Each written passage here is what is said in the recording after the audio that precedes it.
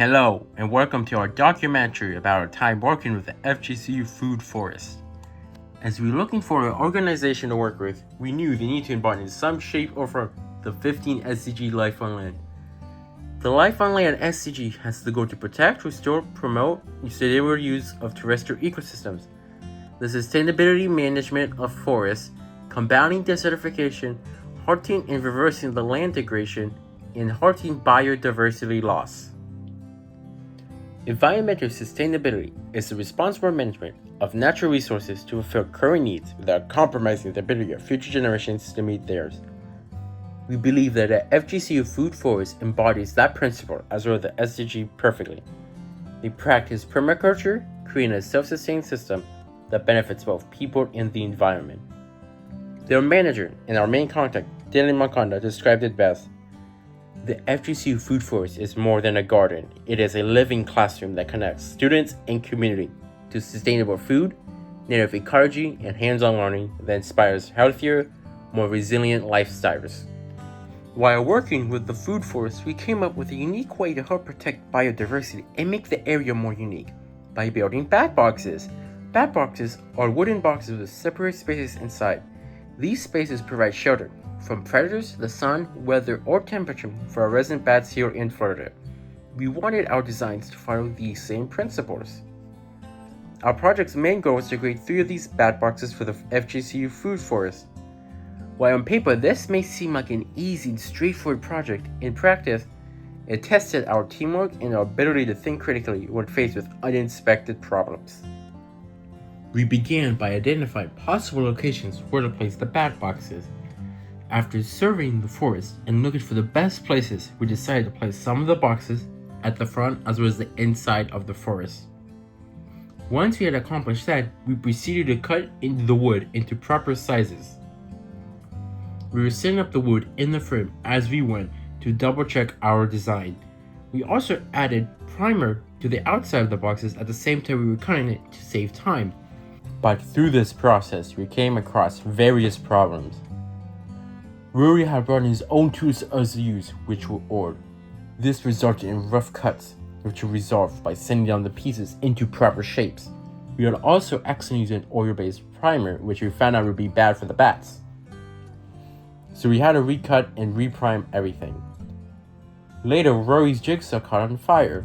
This was problematic as it was the only one we owned between the forests, meaning that we had to delay our progress while Rory bought a new one. When it was time to put everything together, the 2 sides of screws we had were also either too short or too long for the inside spaces we had planned to add. So we had to go buy screws that were the correct size.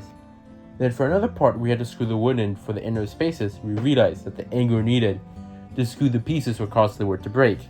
This meant that for specific parts of the process, the screws would break the wood and make the bat box unusable. By luck, we had brought in a special glue to work with wood in case we needed it. So we improvised a solution to make the first bat box with screws and use wood glue at any tricky spot we couldn't screw without risking breaking anything. We ended up having to stop that day as the driller we were using had run out of battery.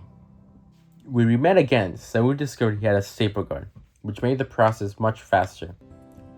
Instead of waiting for the glue to dry or finding the right screw length, we could simply align the wood and staple it together. We still added screws later for extra durability.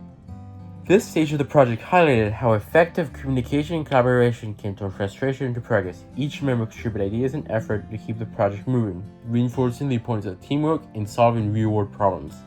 Once we were finished, we began to paint the bat boxes, which ran smoothly compared to the rest of the process.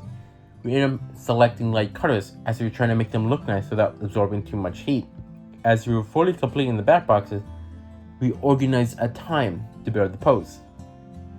We ended up having to dig 2 holes, 1 for each post, and we filled each hole with quick drying concrete to keep the post secured.